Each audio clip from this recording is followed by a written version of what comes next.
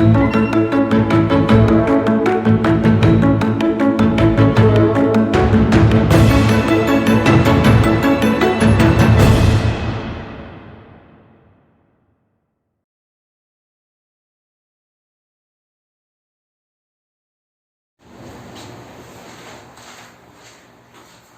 Students, welcome to ఈ తరగతి online classes. Previous క్లాసెస్లో మనం ఆధునిక భారతదేశ చరిత్ర కోసం మనం తెలుసుకున్నాం. యూరోపియన్లు రాక యూరోపియన్ నుంచి ఇక్కడ వ్యాపారం ఎలా చేశారు, అలాగే యూరోపియన్లు అనేవాళ్ళు మన భారతదేశంలో యుద్ధాలు చేసుకున్నారు. వాళ్ళ దగ్గర నుంచి బ్రిటిష్ వాళ్ళందరినీ పంపించి ఇక్కడ వ్యాపార నిమిత్తంగా ఉన్న బ్రిటిష్ వాళ్ళు పరిపాలన నిమిత్తం ఎలా చేంజ్ అయ్యారు, ఇవన్నీ కూడా మన ప్రీవియస్ క్లాసెస్లో మనం నేర్చుకున్నాం. సో ఈ క్లాస్లో మనం నేర్చుకోవాల్సిన మెయిన్ టాపిక్ ఏంటంటే మొత్తం భారతదేశ స్వతంత్ర సంగ్రామ విషయాలన్నింటినీ కూడా ఒక టర్నింగ్ పాయింట్ అంటారు. తిరగరాసిన ఒక ఇన్సిడెంట్ జరిగింది, దాన్ని 1857 సిపాయిల తిరుగుబాటు అంటారు. సో ఈ తిరుగుబాటులో భాగంగా ఈ తిరుగుబాటుని ఆసరాగా, ఈ తిరుగుబాటుని బేస్గా తీసుకొని తర్వాత ఉద్యమాలకి ఒక ప్రేరేపణగా ఈ తిరుగుబాటు మనకి తెలిసిందన్నమాట. సో ఆ విధంగా ఈరోజు మనం ఈ యొక్క 1857 సిపాయిల తిరుగుబాటు ఎలా జరిగింది, సో ఈ తిరుగుబాటు తర్వాత బ్రిటిష్ ప్రభుత్వంలో ఫలితాలు ఏమొచ్చాయి, ఆ తర్వాత దానివల్ల భారతదేశంలో ఎటువంటి మార్పులు వచ్చాయి, సో అసలు ఈ తిరుగుబాటు ఎలా జరిగింది, ఎక్కడ జరిగింది, ఏం జరిగింది అనేది మనం ఈరోజు క్లాస్లో మనం తెలుసుకుందాం.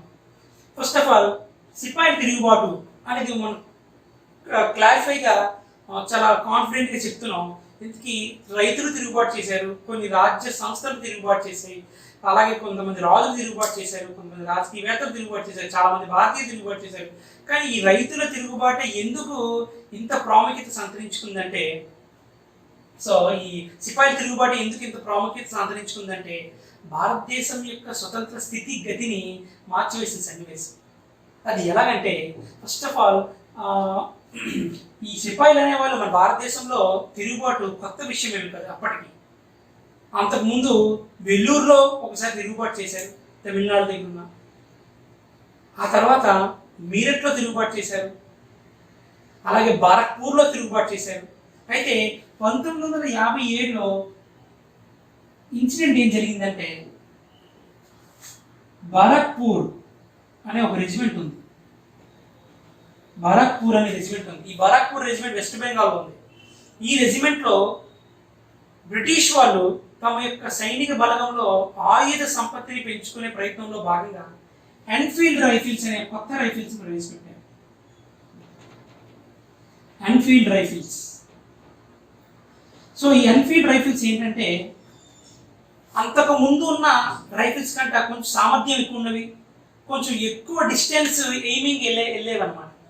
సో దానికోసం ఈ రైఫిల్ యొక్క మ్యానుఫ్యాక్చరింగ్ తయారు ఎలా ఉంటుందంటే, బ్యారెల్ అనేవి చాలా పొడుగ్గా ఉంటాయి అన్నమాట. బ్యారెల్స్ అనేవి చాలా పొడుగ్గా ఉన్న తయారీతో తయారు చేసినవి.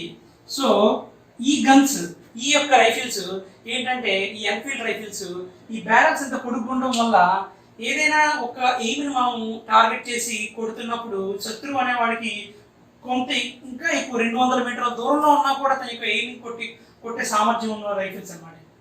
అయితే ఈ రైఫిల్స్ని బారక్పూర్ రెజిమెంట్లో భారతీయ సైనికులను వాడమని చెప్పి బ్రిటిష్ వాళ్ళు వాళ్ళ యొక్క నోటీస్ ఇచ్చారు, ఒక వార్నింగ్ ఇచ్చారు, ఒక కమాండ్ ఇచ్చారు. కానీ ఈ రైఫిల్ యొక్క ఉద్దేశం ఏంటంటే, ఈ రైఫిల్ యొక్క బ్యారెల్ యొక్క గొట్టాలని ప్రతిరోజు సైనికులు క్లీన్ చేసుకుంటూ ఉండాలి. అది దేంతో క్లీన్ చేస్తారు? గ్రీస్తో క్లీన్ చేస్తారు.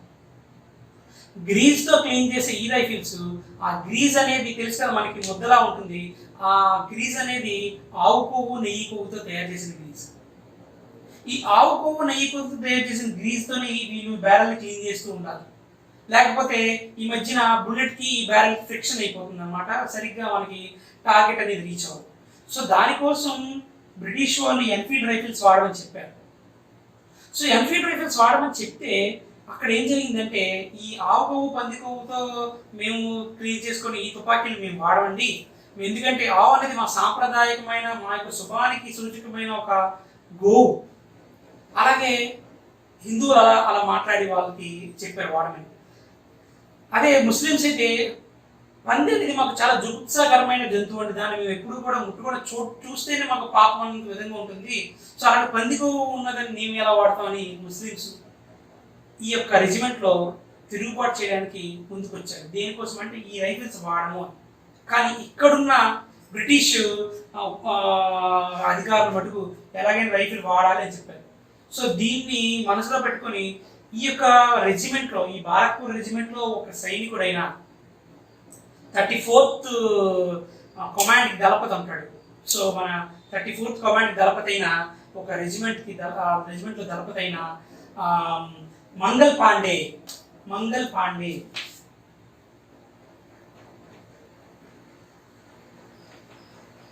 ఈ మంగల్ పాండే అనే ఈ సైనికుడు, భారతీయ సైనికుడు ఏం చేశాడంటే ఎవరైతే చెయ్యాలని ఫోర్స్ చేస్తున్న బ్రిటిష్ అధికారిని ఈ యొక్క తుపాకీతోనే కాల్చి చంపేస్తారు. ఇలా కాల్చి చంపేయడంతో ఒక్కసారి బ్రిటిష్ ప్రభుత్వం మొత్తము కూడా బ్రిటిష్ సైనిక అధికారులు మొత్తం కూడా ఒక్కసారి ఉలిక్కిపడ్డారు. ఒక సాదా సీదా భారతీయ సైనికుడు ఆమె తిరుగుపడ్డాడు. సో ఇది కరెక్ట్ పని కాదు.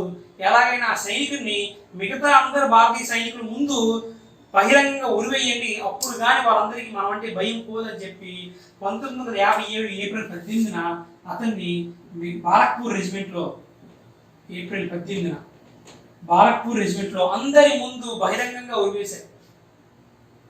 సో ఈ ఇన్సిడెంట్ చూసి భారతీయ సైనికులు చాలా భయపడ్డారు. వాళ్ళలో కోపం, ఉక్రోషం, అగ్రెసివ్నెస్ వచ్చింది. కానీ ఏం చేయలేని పరిస్థితి.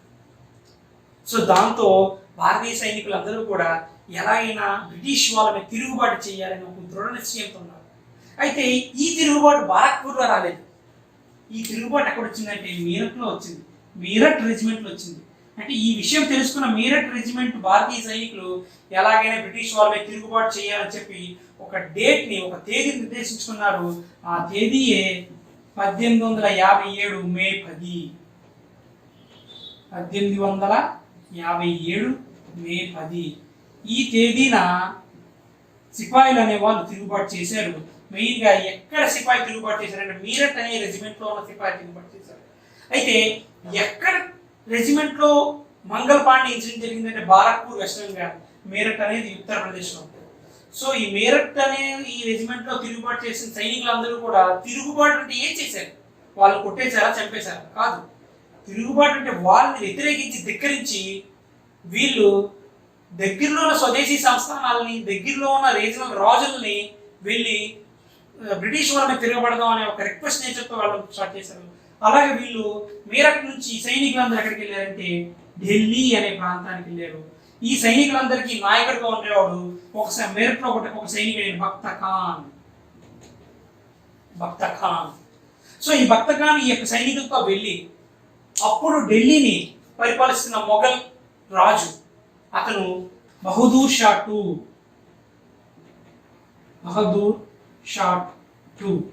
ఈ బహదూర్ షా టూ అనే ఈ రాజు అప్పటికి ఢిల్లీని పరిపాలిస్తున్నాడు, మొఘల్ కింగ్. అయితే పరిపాలిస్తున్నాడు కానీ బ్రిటిష్ వాళ్ళ నుంచి అప్పటికి ఇప్పటికి చాలా ఫోర్సెస్ వచ్చాయి. ఏంటి? ఆబ్వియస్గా రాచరికాలు అనేవి భారతదేశంలో నశిస్తున్నాయి. బ్రిటిష్ రవి అస్తమించని బ్రిటిష్ సామ్రాజ్యం అనేది భారతదేశం పరిపాలిస్తుంది. మీరు ఈ అప్పటికే వీక్గా ఉన్న మొఘల్ సామ్రాజ్యం మీరు పరిపాలించడానికి వీల్లేదు. మీ యొక్క మీ యొక్క రాజ్య బాధ్యతను ఇంకా బ్రిటిష్ వాళ్ళకి అప్పగించి మీకు కొంత పెన్షన్ ఇస్తాం, పెన్షన్తో మీరు అక్కడ మీ యొక్క జీవితాన్ని గడపండి అని చెప్పి అప్పటికి వార్నింగ్ నోటీస్ ఇచ్చారు బ్రిటిష్ వాళ్ళు. సో ఆ వార్నింగ్ నోటీస్తో అప్పటికి కోపంగా ఉన్న బహదూర్ షాకి ఈ యొక్క సైనికులు వచ్చి ఎప్పుడైతే సార్ మేము తిరుగుబాటు చేశాము, మీరు మాకు హెల్ప్ చేయండి అనేసరికి వెంటనే ఇతను కూడా బ్రిటిష్ వాళ్ళ మీద చాలా కోపంగా ఉన్నాడు కాబట్టి ఈ యొక్క తిరుగుబాటుని అతను కూడా యాక్సెప్ట్ చేస్తారే, నేను మీ యొక్క తిరుగుబాటుని ముందుకు నడిపిస్తానని చెప్పి ముందుకు వచ్చిన బహదూర్ షా టూ. అయితే బహదూర్ షా టూ 1857 మే 10 తిరుగుబాటు చేసిన తర్వాత భారతదేశానికి చక్రవర్తులు బ్రిటిష్ వాళ్ళు కాదు, భారతదేశానికి నిజమైన చక్రవర్తి నేనే అని ప్రకటించుకున్నాడు. సో 1857 సిపాయి తిరుగుబాటు కాలంలో భారతదేశానికి నిజమైన చక్రవర్తిగా ప్రకటించుకున్న భారతదేశపు రాజు లేదా మొఘల్ చక్రవర్తి ఎవరంటే that is Bahadur Shah two.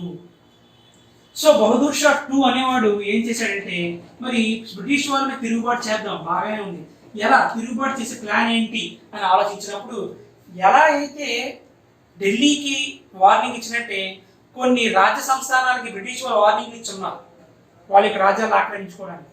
So ఎవరైతే బ్రిటిష్ వాళ్ళ మీద పీడింపబడుతున్న రాజ్యాలని మనం గ్యాదర్ చేసి ఇదిగో ఇలా సిపాయిలు మనకి హెల్ప్ వచ్చారు, సో మీరు కానీ ఈ యొక్క సిపాయిలతో పాటు కొలైడ్ అయ్యి బ్రిటిష్ వాళ్ళు తిరుగుబాటు చేస్తే బ్రిటిష్ వాళ్ళు మనం పంపించేయవచ్చు అనేసి ఎక్కడెక్కడ రాజ్యాల్లో బ్రిటిష్ వాళ్ళ మీద కోపం ఉన్న రాజ్యాధినేతల్ని వీళ్ళు గ్యాదర్ చేశారు. మొట్టమొదటిసారిగా మనకు తెలుసు సైనికులు అనే వారు ఫస్ట్ వెళ్ళిన ప్లేస్ ఏంటంటే ఢిల్లీ. ఢిల్లీ యొక్క కింగ్ అప్పుడు ఎవరమ్మా? బహదూర్ షా టూ. అయితే ఈ బహదూర్ షా టూకి హెల్ప్ గా ఉంటూ బ్రిటిష్ వాళ్ళ తిరుగుబాటుదారుడు ఎవరంటే బక్త ఖాన్. ఇందాక చెప్పాను కదా ఢిల్లీకి అతను వెళ్ళినప్పుడు సైనికులకి హెడ్ గా దళపతిగా ఉన్నాడని బక్త ఖాన్. అయితే ఢిల్లీ బహదూర్ షా టూ అనేవాడు బక్త ఖాన్ యొక్క తిరుగుబాటుదారుల హెల్ప్ తోని బ్రిటిష్ వాళ్ళ మీద యుద్ధం ప్రకటిస్తే బ్రిటిష్ వాళ్ళు అక్కడ ఒక పర్సన్ ని ఈ తిరుగుబాటును అణిచివేయడానికి ఏర్పాటు చేశారు. ఆ సైనికాధికారి ఎవరంటే ఆ బ్రిటిష్ సైనికాధికారి హడ్సన్. ఈ హడ్సన్ బ్రిటిష్ అధికారి ఈ బక్తకాన్ని చంపేసి బహదూర్ షా టూని బంధించేస్తారు. బంధించేసి బర్మాలో మయన్మార్లోని రంగూన్ జైలుకి అతన్ని పంపించేస్తారు అన్నమాట. సో ఆ జైల్లో ఈయన పాపం ఉంటూ 1864లో చనిపోవడం జరుగుతుంది. సో అందుకే మనకి బ్రిటిష్ వాళ్ళ యొక్క సిపాయి తిరుగుబాటు తర్వాత మొఘల్ సామ్రాజ్యం మొత్తం కూడా బ్రిటిష్ వాళ్ళ అండర్లోకి వెళ్ళిపోయింది. సో బ్రిటిష్ వాళ్ళని చాలా కాన్ఫిడెంట్గా ఎదుర్కొందాం అనుకున్నారు, కానీ ఈ తిరుగుబాటు తర్వాత వీళ్ళు దెబ్బతిన్నారు. సో ఆఖరి మొఘల్ చక్రవర్తి ఎవరు అంటే that is Bahadur Shah two. ఎందుకంటే దీని తర్వాత ఇంకెవరు చక్రవర్తులుగా మొఘల్ సామ్రాజ్యం పూనుకోలేదు, ఢిల్లీ సామ్రాజ్యాన్ని ఎవరు కూడా పరిపాలించలేదు. సో ఆఖరి మొఘల్ చక్రవర్తి, మొఘల్ రాజు, last Mughal emperor Bahadur Shah two. ఓకేనా? 1857 కాలంలో ఏ మొఘల్ చక్రవర్తి సైనికులకి హెల్ప్ చేస్తూ ఢిల్లీ నుంచి తిరుగుబాటు చేశాడు? బహదూర్ షా టూ. అప్పుడు యొక్క తిరుగుబాటుదారుడు బక్త ఖాన్. ఈ యొక్క తిరుగుబాటును అణిచివేసింది హడ్సన్. ఓకేనా? నెక్స్ట్ ఢిల్లీ లాగానే మరొక తిరుగుబాటు ఈ సిపాయిల యొక్క హెల్ప్ తో చేసిన తిరుగుబాటు ఏంటంటే కాన్పూర్లో జరిగింది. కాన్పూర్లో జరిగిన ఈ తిరుగుబాటు ఎలా అయితే ఢిల్లీలో బహదూర్ షా టూ ఉన్నాడో కాన్పూర్లో నానా సాహెబ్ అనే కింగ్ ఉన్నాడు. ఈ నానా సాహెబ్ అనే కింగ్ కి ఆబ్వియస్ గా అప్పటికి కాన్పూర్ అనే రాజ్యాన్ని బ్రిటిష్ వాళ్ళు ఆక్రమించుకొని నానా సాహెబ్ని సామంతరాజుగా పెట్టుకుని పరిపాలిస్తున్నారు. కానీ కొంత పెన్షన్ ఇస్తానని చెప్పి అతన్ని అక్కడ ఒక సామంతరాజు ఉంచితే పెన్షన్ కూడా తగ్గించి వేశారు, 50% కోత విధించారు. సో ఈ పెన్షన్ తగ్గించి వేయడం, తన రాజ్యాన్ని ఆక్రమించుకోవడం, పెన్షన్ పెంచట్లేదని కోపక్రోషంతో ఉన్నతను ఇప్పుడైతే సిపాయి తిరుగుబాటు రాగానే వెంటనే ఈ సిపాయి తిరుగుబాటుని యాక్సెప్ట్ చేశాడు. చేయగానే అక్కడ ఎలా భక్తగా తిరుగుబాటుదారుడు, ఇక్కడ తిరుగుబాటుదారుడు ఎవరంటే దట్ ఈస్ తాంతియా తోపే.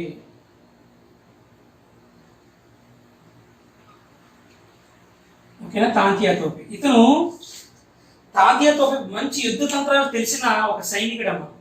ఇతను గిరిల్లా యుద్ధ రీతికి చాలా మంచి ప్రాముఖ్యమైన వ్యక్తి తాంతియా తోపే. గిరిల్లా యుద్ధ రీతి అంటే ఎదురు శత్రువుని కనబడకుండా దాక్కుంటూ వెళ్ళి కొట్టడం, అటాక్ చేయడం అన్నమాట. సో అలాంటి గిరిల్లా యుద్ధ రీతిని బాగా తెలిసిన వ్యక్తి తాంతియా తోపే.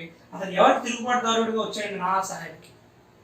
కానీ ఇక్కడ ఏం జరిగిందంటే ఇక్కడ ఇలాంటి మంచి యుద్ధ తంత్రాలు గారు వాడిని ఎదుర్కొనడానికి మరొక మంచి స్కిల్డ్ బ్రిటిష్ సైనికాధికారిని పంపించారు. అతను క్యాంప్ బెల్.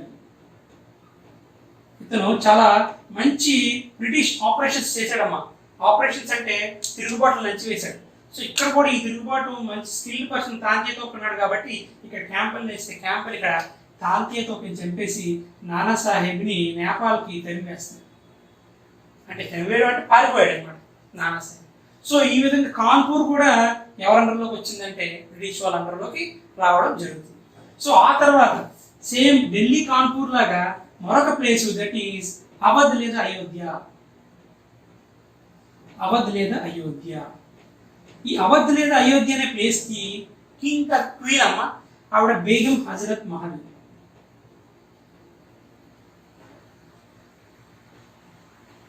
ఈ బేగం హజరత్ మహల్ తన కొడుక్కి పట్టాభిషేకం చేసి బ్రిటిష్ వాళ్ళ యొక్క దాడులను ఎదుర్కోవడానికి సమర్థవంతంగా బ్రిటిష్ వాళ్ళ మీదకి దాడికి వ్యక్తిస్తుంది. అంటే తర్వాత ఎప్పుడైనా బ్రిటిష్ వాళ్ళు మంచి సైనిక బలగం ఉన్న రాజ్యం అయోధ్య.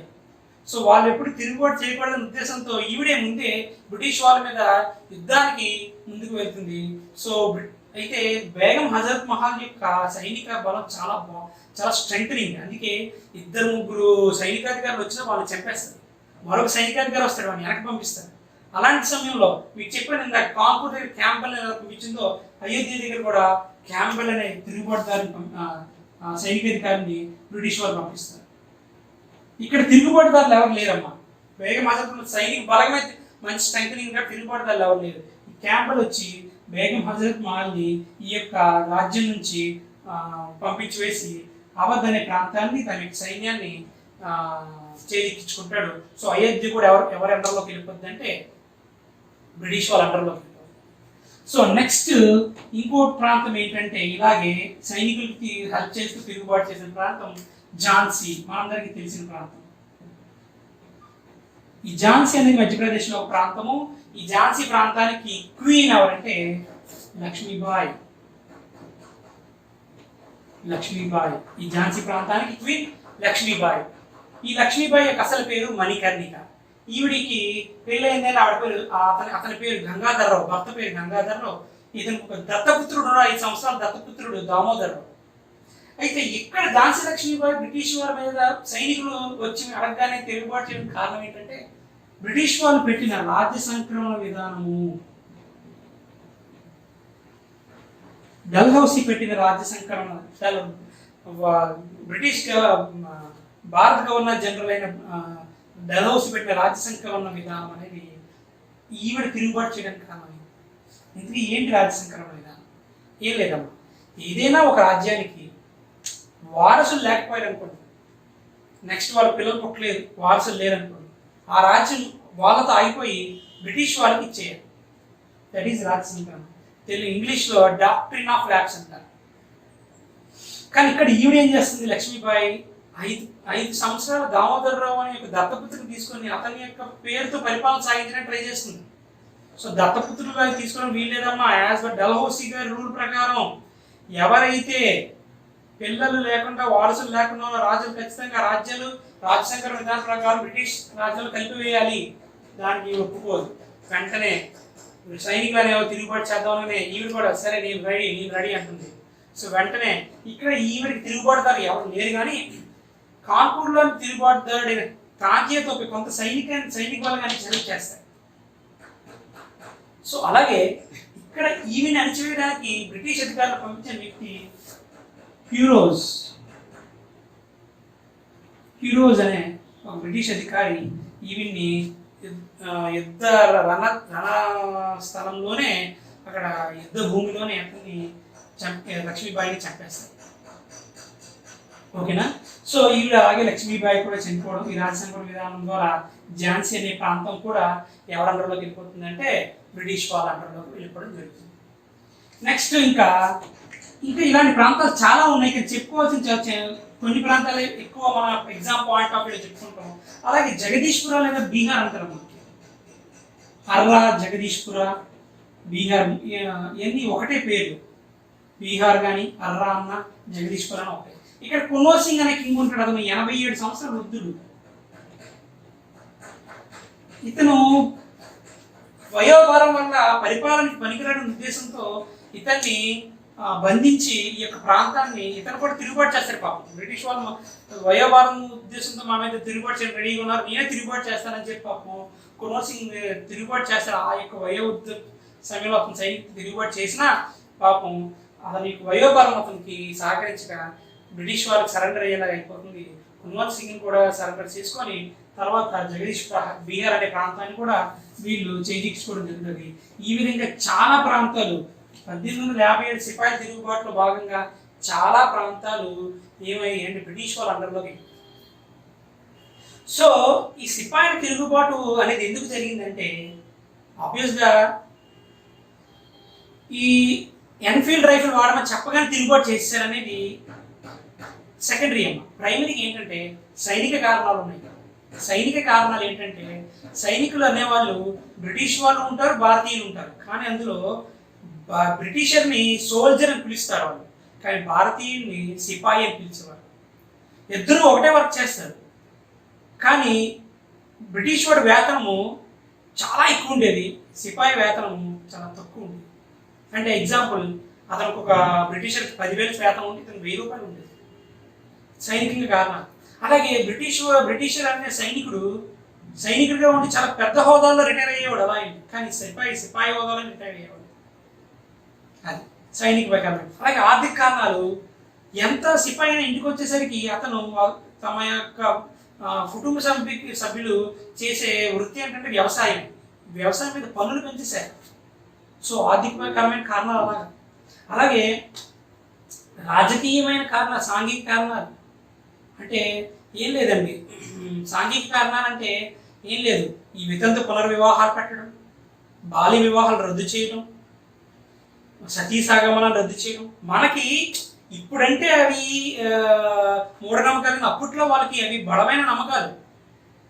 ఎగ్జాంపుల్, మనకు కొబ్బరికాయ కొట్టడం అనేది మనకి ఇప్పుడు దేవుడికి మనం ఇస్తున్న ఒక పూజ వర్షిప్ లాంటిది. కానీ కొన్ని ప్రాంతాల్లో కొబ్బరికాయలు కొట్టకూడదు. ఎందుకు? కేరళలో కొబ్బరికాయలు క్రాప్ తగ్గిపోయినప్పుడు కొబ్బరికాయలు నిషేధిస్తారు. అలాంటి సమయాల్లో అక్షరాస్యతలో మొదటి ప్లేస్లో ఉన్న కేరళలోనే తిరుగుబాట్లు చేశారు, కొబ్బరికాయలు ఎందుకు కొట్టనివ్వట్లేదు, ఈ మధ్యన జరిగింది.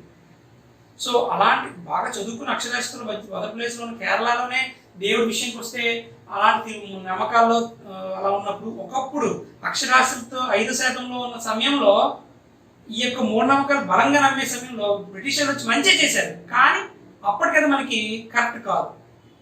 మూఢనమ్మకాలు అంటే ఈ సతీసాగమనం తీసేయడం, బాల్య వివాహాలు రద్దు చేయడం, వితంతు పునర్వివాహాలు చేయడం, ఇవన్నీ కూడా చేయడం అనేది వాళ్ళకి నచ్చలేదు.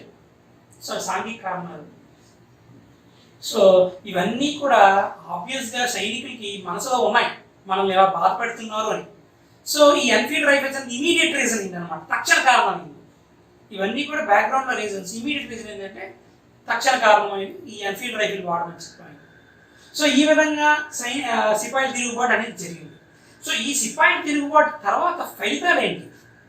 అయితే ఈ సిపాయిల తిరుగుబాటు అనేది సైనికులకి సక్సెస్ అవ్వడం రీజన్ ఏంటంటే, ఒక ప్రాంతంలో యూనిటీగా జరిగింది కాదు, వేరే ప్రాంతాల్లో అక్కడక్కడ సైనికులు తిరుగుబాటు చేయడం, ఏ ప్రాంతము కూడా వాళ్ళ కమ్యూనికేషన్ లేకపోవడం, అక్కడ వెంటనే బ్రిటిష్ వాళ్ళు తమ యొక్క తెలివితేటలు ఉపయోగించి ప్రాంతానికి అనుగుణంగా మంచి అధికారులు పంపించడానికి అణిచివేయడం చేశారు. సో దానివల్ల విఫలమైంది. అయితే దీనివల్ల ఫలితాలు ఏంటంటే, జనరల్గా మీకు చిన్న క్లారిటీ ఇవ్వాలి. బ్రిటన్ ప్రభుత్వం ఉందా, బ్రిటన్ గవర్నమెంట్, బ్రిటన్ ప్రభుత్వం అది ఎక్కడ ఉంటుంది? బ్రిటన్లో ఉంటుంది. మన భారతదేశంలో మనల్ని రూల్ చేస్తుంది ఎవరంటే బ్రిటన్ ప్రభుత్వం కాదు, బ్రిటిష్ ఈస్ట్ ఇండియా కంపెనీ. ఎందుకంటే వీళ్ళే కదా వ్యాపారం చేయడానికి వచ్చారు. అయితే బ్రిటిష్ ఈస్ట్ ఇండియా కంపెనీకి వీళ్ళు ఇచ్చిన రూల్స్ అండ్ రెగ్యులేషన్స్ ప్రకారం వీళ్ళు మనల్ని రూల్ చేస్తూ ఉంటారు. వీళ్ళు ఏం చేస్తారంటే కొన్ని చట్టాలు ఇస్తున్నారు వీళ్ళకి, రెగ్యులేటింగ్ చట్టము, చార్టర్ చట్టాలు, ఓకే, ఇలాంటి చట్టాలు ఇస్తున్నారు. మీరు ఏం చెప్తారో ఆ విధంగా మీరు రూల్ చేసుకోండి, ఆ చట్టాల ప్రకారం రూల్ చేస్తున్నారు. కానీ వీళ్ళకి అనుమానం వచ్చింది, భారతీయుల మీద వీళ్ళ యొక్క చర్యలు అనేవి ఎలా ఉందంటే మన దేశానికి మచ్చ తెచ్చే విధంగా ఉన్నది. సో వీళ్ళు అప్పటికీ వార్నింగ్ ఇచ్చే బ్రిటన్ ప్రభుత్వం, మీరు రూల్ చేస్తున్నారు, కానీ ఏదైనా భారతదేశంలో మా బ్రిటన్ ప్రభుత్వానికి చెడు తెచ్చి ఇన్సిడెంట్ కానీ తిరుగుబాట్లు కానీ ఏమైనా జరిగితే వెంటనే మిమ్మల్ని రద్దు చేస్తాము అని చెప్పి వీళ్ళు ముందుగానే హెచ్చరించారు. ఆ విధంగానే 1857 తిరుగుబాటు జరిగిన వెంటనే, అమ్మో ఇలా అయితే ప్రపంచంలో రవి అస్తమించని బ్రిటిష్ సామ్రాజ్యం మన సామ్రాజ్యం అనేది మన దగ్గర ఉన్న ఒక ట్రేడ్ కంపెనీ వల్ల పోకూడదు అనే ఉద్దేశంతో మొట్టమొదటి ఫలితం ఏంటంటే, ఆఫ్టర్ సిపాయిల తిరుగుబాటు తర్వాత బ్రిటన్ ప్రభుత్వం బ్రిటిష్ ఈస్ట్ ఇండియా కంపెనీని రద్దు చేసింది. ఇంక బ్రిటిష్ ఈస్ట్ ఇండియా కంపెనీ మీకు రూల్ చేయదు, ఇలా కూడా వెనకొచ్చేయండి, మేమే బ్రిటన్ ప్రభుత్వమే డైరెక్ట్గా రూల్ చేస్తాం భారతదేశాన్ని. అప్పుడు పరిపాలిస్తున్న రాణి ఎలిజబెత్ I ఆవిడ డైరెక్ట్గా 1858లో మేము రూలింగ్ స్టార్ట్ చేసామని చెప్పి ప్రకటన జరిగింది. సో అందుకే ఈ యొక్క ప్రకటనకు అనుగుణంగానే దీన్ని రాణి పాలన అంటారు. రాణి పాలన అంటారు. సో ఈ రాణి పాలన అనేది ఎప్పుడు స్టార్ట్ అయింది? 1858. రాణి పాలన రాణి పరిపాలించారు. బ్రిటన్ దేశము ప్రభుత్వం వచ్చిన పరిపాలన స్టార్ట్ చేసింది. మరి అప్పుడు దానికి క్వీన్ ఎవరంటే ఎలిజబెత్ కాబట్టి ఆవిడకి రాణి పాలన అన్నారు. అలాగే ఇంకొక ఫలితం ఏంటంటే సిపాయి తిరుగుబాటు తర్వాత డల్హౌసీ రాజ్య సంకలన విధానాన్ని ప్రవేశపెట్టిందని చెప్పాను కదా, అదే ఏమంటారు డాక్ట్రిన్ ఆఫ్ ల్యాప్స్ అని చెప్పాను. ఈ రాజ్య సంకలన విధానాన్ని కూడా రద్దు చేశారు. దీనివల్ల తిరుగుబాటుకి ఎక్కువ కారణాలు అయ్యాయి.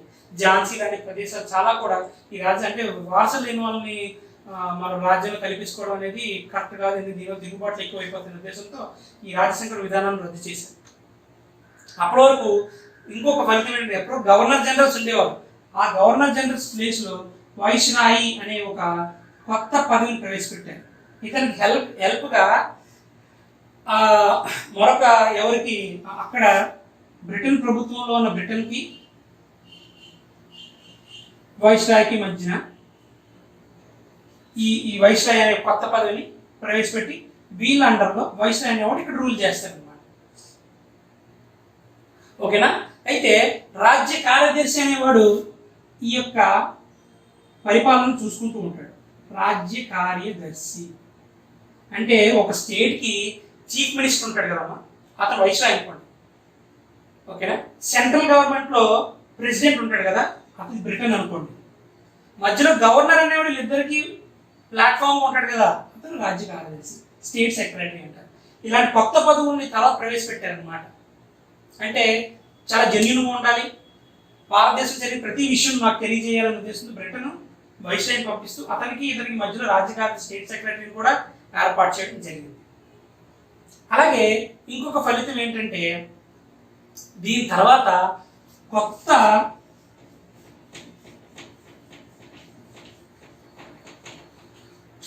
చట్టాన్ని కూడా రూపొందించడం జరిగింది బ్రిటిష్ ప్రభుత్వం నుంచి. సో ఇవన్నీ కూడా ఫలితాలు. అయితే ఈ యొక్క సిపాయి తిరుగుబాటుని కొంతమంది చరిత్రకారులు కొన్ని స్టేట్మెంట్స్ ఇచ్చారు. అందులో ఫస్ట్ స్టేట్మెంట్ చాలా very very very important statement ఏంటంటే దట్ ఈజ్ భారతదేశ ప్రథమ స్వతంత్ర సంగ్రామము. భారతదేశ ప్రథమ స్వాతంత్ర సంగ్రామం చాలా ఇంపార్టెంట్ స్టేట్మెంట్ అమ్మా. ఈ స్టేట్మెంట్ ఇచ్చింది ఎవరంటే విడి సావర్కర్, వినాయక దామోదర్ సావర్కర్ అంటారమ్మా, విడి సావర్కర్. సో ఇతను ఇచ్చిన ఈ స్టేట్మెంట్ అంటే భారతదేశానికి స్వతంత్రం కోసం అప్పటివరకు ఎవరు తిరుగుబాటు చేయలేదు, ఎవరు కూడా ముందుకు రాలేదు. సో అలాంటి స్వతంత్రం కోసం చేసిన ఫస్ట్ తిరుగుబాటు ఎదురా అంటే దట్ ఈస్ సిపాయిల తిరుగుబాటు. ఈ సిపాయిల తిరుగుబాటుని ఇతను భారతదేశ ప్రథమ స్వతంత్ర సంగ్రామం అని అభివర్ణించారు. స్టేట్మెంట్ ఇచ్చినట్టు విడి సావర్కర్. ఓకేనా? అలాగే మరి ఒక వ్యక్తి దీన్ని సిపాయిల తిరుగుబాటు, జనరల్గా దీన్ని తిరుగుబాటు అన్నారు కానీ సిపాయిల తిరుగుబాటు అని ఎవరన్నారంటే సర్ సయ్యద్ అహ్మద్ ఖాన్ అన్నాడు. ఇది సిపాయిల తిరుగుబాటు అని ఎవరన్నారంటే సర్ సయ్యద్ అహ్మద్ ఖాన్ అన్నాడు. దీని సిపాయిల తిరుగుబాటు అని. లేదు ఇది ముస్లింలు తిరుగుబాటు, ముస్లింలు హిందువులు కలిపి చేసిన తిరుగుబాటు అని ఎవరన్నా రాబర్ట్స్ అన్నాడు. అలాగే దీన్ని జాతీయ తిరుగుబాటు, ఇది నేషనల్ రివోల్ట్ అని అన్నది జవహర్లాల్ నెహ్రూ. ఇది జాతీయ తిరుగుబాటు అని అన్నారు అనమాట. డీజ్రాయల్ అని బ్రిటిషర్ కూడా అన్నాడు ఈ జాతీయ తిరుగుబాటు అనేసి. ఓకేనా? అలాగే సాంప్రదాయ శక్తులకి అలాగే క్రిస్టియానిటీకి మధ్య జరిగిన తిరుగుబాటు అనేది రీస్ అని అన్నాడు. రీస్ అనే వ్యక్తి ఏమన్నాడంటే సాంప్రదాయ శక్తులకి క్రిస్టియానిటీకి వ్యతిరేకంగా జరిగిన యుద్ధము అని దీన్ని అన్నాడు అన్నమాట. అలాగే నల్ల జాతి వారికి తెల్ల జాతి వారికి వ్యతిరేకంగా చేసిన యుద్ధము అని అన్నారు. ఎవరన్నాడు? డాక్టర్ హోమ్స్ అన్నాడు. సో ఇలాగా రకరకాల స్టేట్మెంట్స్ అనేవి దీని తర్వాత వచ్చాయి. కానీ ఈ సిపాయి తిరుగుబాటుని ప్రథమ స్వతంత్ర సంగ్రామం లేదా జాతీయ తిరుగుబాటు లాంటి స్టేట్మెంట్లు చాలా ఎక్కువ సార్లు మనకి ఈ స్టేట్మెంట్స్ కూడా అడిగారు. అయితే దీనిలో ఈ టాపిక్లో సిపాయి తిరుగుబాటు టాపిక్లో మనం అడిగింది ఏంటంటే సిపాయి తిరుగుబాటు ఎప్పుడు జరిగింది, తిరుగుబాటు సమయంలో బ్రిటిష్ వాళ్ళు ఉరివేసి చంపేసిన సైనికుడు మంగళ పాండే. సిపాయి తిరుగుబాటు మొట్టమొదటిసారిగా ఏ ప్రాంతానికి లేదు? ఢిల్లీ. అప్పుడు అక్కడ రాజు బహదూర్ షాటు, ఆఖరి మొఘల్ పాలకుడు బహదూర్ షాటు, అప్పుడు ఝాన్సీ పాలకులు, కాన్పూర్ పాలకులు, అవధ్ పాలకులు, జగదీష్పుర పాలకులు ఎవరు. అలాగే వీటిని ఇచ్చిన స్టేట్మెంట్స్ ఏంటంటే ఉన్నాయి, తర్వాత ఫలితాలు ఏం జరిగాయి, ఓకేనా. ఇవన్నీ కూడా సిపాయిల తిరుగుబాటులో మనకి రెగ్యులర్గా గ్రూప్స్లో, గ్రూప్ 2లో కానీ అదర్ ఎగ్జామ్స్లో కూడా రెగ్యులర్గా అడిగే క్వశ్చన్స్ అన్నమాట. సో ఖచ్చితంగా మీరు ఈ వీడియోలో ఏం చేస్తారంటే, ఈ వీడియోలో ఉన్న పాయింట్స్ని ఒక స్టోరీ రూపంలో వింటూ మీరు దాన్ని గుర్తుపెట్టుకుంటూ ఉంటుంటే మీరు మగప్ చేసే ప్రయత్నం కూడా చేయాల్సిన లేదు. మ్యాక్సిమం ఒక స్టోరీలో గుర్తుంటూ ఉంటుంది, తర్వాత దీనికి సంబంధించిన పాయింట్స్ కూడా మీ బ్రెయిన్లో ఫిక్స్ అయిపోతాయి, స్టాండర్డ్ అయిపోతుంది. సో నెక్స్ట్ టాపిక్లో మనం మరి యొక్క ఇంట్రెస్టింగ్ టాపిక్తో ఆధునిక భారతదేశ చరిత్రను ముందుకు తీసుకెళ్తాం. సో ఏవైనా డౌట్స్ కానీ ఏవైనా క్లారిఫికేషన్ ఉంటే కింద మనకి కామెంట్స్ రూపంలో పెట్టండి. Thank you very much.